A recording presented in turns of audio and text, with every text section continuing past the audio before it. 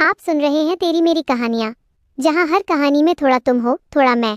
कहानी लाल दुपट्टा। वो आखिरी रात के 11:55 बज रहे थे।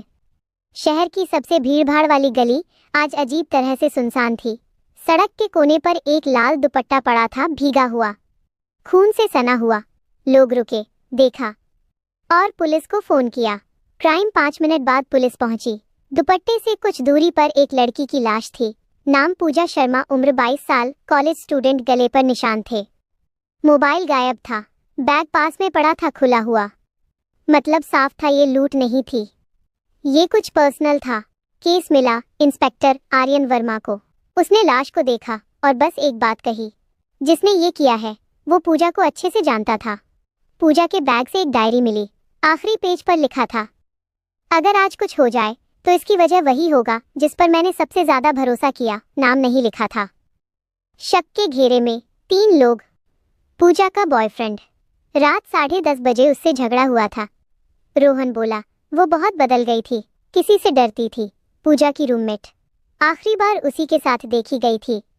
स्नेहा ने कहा वो मुझे सब बताती थी, पर उस रात उसने कुछ छुपाया। पूजा उनसे अलग से मिलने जाती थी, कारण किसी को नहीं पता।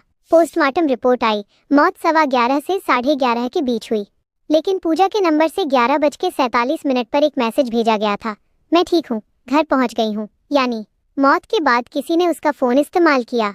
आर्यन ने लाल दुपट्टा उठाया। वो पूजा का नहीं था। दुपट्टे के कोने पर कॉलेज का लोगो छपा था। आर्यन बुदबुदाया, कहानी कॉलेज से शुरू हुई है और वहीं खत्म होगी।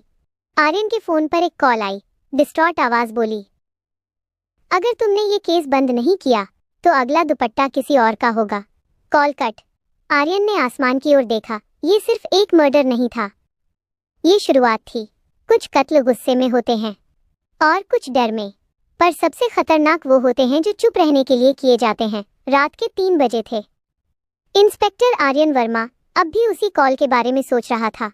अगला दुपट्टा किसी और का होगा। ये धमकी नहीं थी, ये चेतावनी थी। सबसे पहले आर्यन पहुंचा पूजा के कॉलेज। कॉलेज के गार्ड ने बताया पूजा अक्सर शाम को रुक जाती थी, किसी से मिलने। किसी का नाम नहीं। आर्यन ने पूजा की डायरी फिर से पढ़ी। इस बार आखिरी पेज के पीछे हल्की पेंसिल से लिखा मिला, वो कहता है अगर मैंने मुंह खोला तो मेरा करियर खत्म कर देगा। आर्यन समझ गया ये सिर्फ प्यार का मामला नहीं था। रोहन को थाने बुलाया गया। आर्यन, 11:15 पर पूजा के फोन से मैसेज किसने भेजा? रोहन घबरा गया। उसका मोबाइल चेक किया गया। पूजा से 11:20 पर। रोहन टूट गया। हम झगड़े के बाद मिले थे, वो रो रही थी। मैं चला गया, मैंने नहीं मारा। कोई सबूत नहीं। रोहन को छोड़ना पड़ा। अब बारी थी स्नेहा की।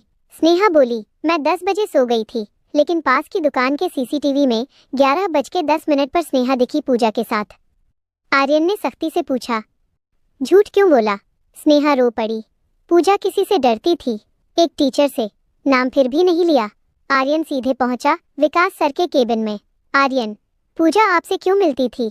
विकास मुस्कराया, असाइनमेंट के लिए। लेकिन उसकी मेज की दराज से एक लाल दुपट्टा निकला। आर्यन सन्न रह गया। तभी आर्यन को कॉल आया। एक लड़की की आवाज, सर मुझे डर लग रहा है, मेरे पास भी वही लाल दुपट्टा है। नाम था रिया, पूजा की क्लासमेट, और लोकेशन कॉलेज हॉस्टल। आर्यन ने फोन पकड़, रिया दरवाजा बंद करो, मैं आ रहा हूँ। उसी पल कॉल कट गई और आर्यन ने देखा प्रोफेसर विकास धीरे धीरे केबिन से बाहर निकल रहा था, हाथ में एक लाल दुपट्टा। जब जुर्म करने वाला खुद को ताकतवर समझने लगे तो अगला शिकार हमेशा पास ही होता है। इंस्पेक्टर आर्यन वर्मा की गाड़ी कॉलेज हॉस्टल के बाहर रुकी। दिल तेज धड़क रहा था। फोन कट चुका था। रिया की आखिरी आवाज अब भी उसके कानों में गूंज रही थी, सर मुझे डर लग रहा है। दरवाजा अंदर से बंद था। आर्यन ने जोर से खटखटाया, कोई जवाब नहीं। दरवाजा तोड़ा गया। कमरे के अंदर रिया जमीन पर बैठी थी, कांप रही थी। गले में वही लाल दुपट्टा, लेकिन बंधा नहीं था, वो जिंदा थी।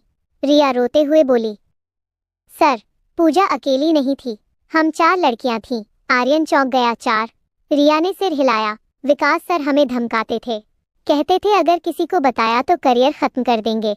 पूजा ने विरोध किया, सबूत इकट्ठा करने लगी, और उसी रात पूजा कॉलेज के पास विकास सर से मिली। बहस हुई। पूजा ने कहा, अब सबको सच पता चलेगा। विकास घबरा गया, गुस्से में नहीं, डर में। उसने लाल दुपट्टा निकाला और पूजा की आवाज हमेशा के लिए दबा दी। मौत के बाद का मैसेज। विकास ने पूजा का फोन लिया, रोहन के नाम मैसेज किया, मैं ठीक हूँ, घर पहुंच गई हूँ, ताकि शक उसी पर जाए। सबूत आर्यन पहले से तैयार था। सीसीटीवी में विकास की कार, रिया की रिकॉर्डेड कॉल, पूजा की डायरी और दुपट्टे पर मिले फिंगरप्रिंट। विकास बच नहीं पाया। कॉलेज के स्टाफ। आर्यन ने हथकड़ी पहनाई। विकास चिल्लाया, मेरी इज्जत, मेरा करियर। आर्यन ने ठंडे स्वर में कहा, इज्जत बचाने के लिए तुमने कितनी जिंदगियां डर में रखीं। रिया और बाकी लड़कियों ने आवाज उठाई। पूजा को इंसाफ मिला। कॉलेज की दीवार पर आज भी एक पोस्टर लगा है, चुप्पी जुर्म को बढ़ाती है। हर लाल दुपट्टा इज्जत की निशानी नहीं होता, कभी कभी वही किसी की आखिरी सांस बन जाता है।